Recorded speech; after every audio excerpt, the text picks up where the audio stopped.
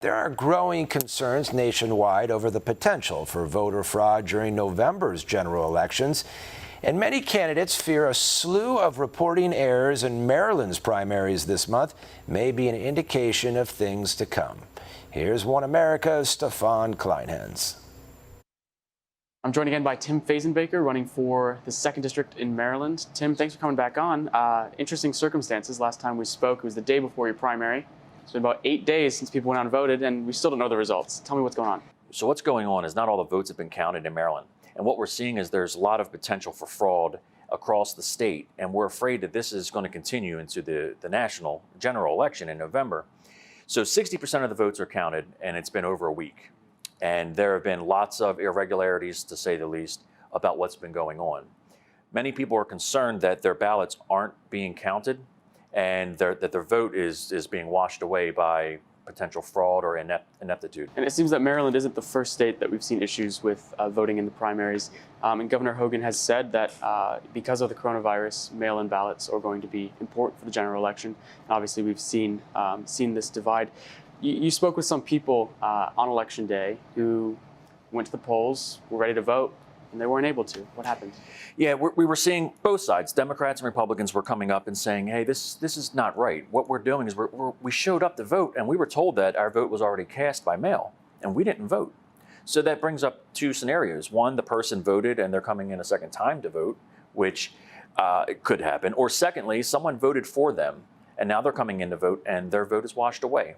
So they have to cast a provisional ballot or a provisional vote, and it might not be counted. What ways is the state of Maryland using the pandemic to perhaps push mail-in voting, or even as far as counting the results, not letting some of the candidates look at the actual process? As we try to watch as the ballots come in, we're not allowed to be in the room, which is different. You've always been able to sit there and watch people count those ballots.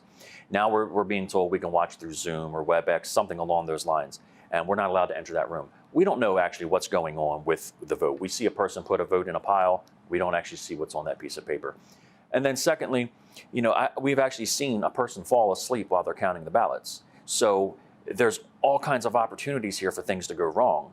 Tell me about this city council member who was looking at some of the results, had about 40 votes, which was shocking to him, considering there should be about a couple thousand for him. What's his scenario? What's his story? So the incumbent is Democrat councilman for the city, which happens to overlay into my congressional district. He received 38 votes, and right away we knew something was wrong. Now, ideologically, the guy is completely different than me, but I support the fact that we need transparency. He got 38 votes when he should have had thousands, and it raised a red flag.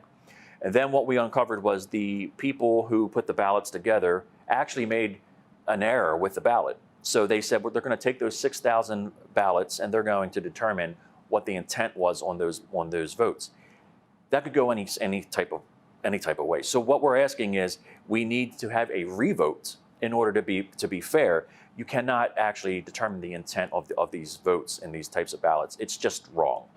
Tim Fazenbaker, running for Congress in Maryland and struggling to find the results from his race. Tim, thanks for joining us. Thank you very much.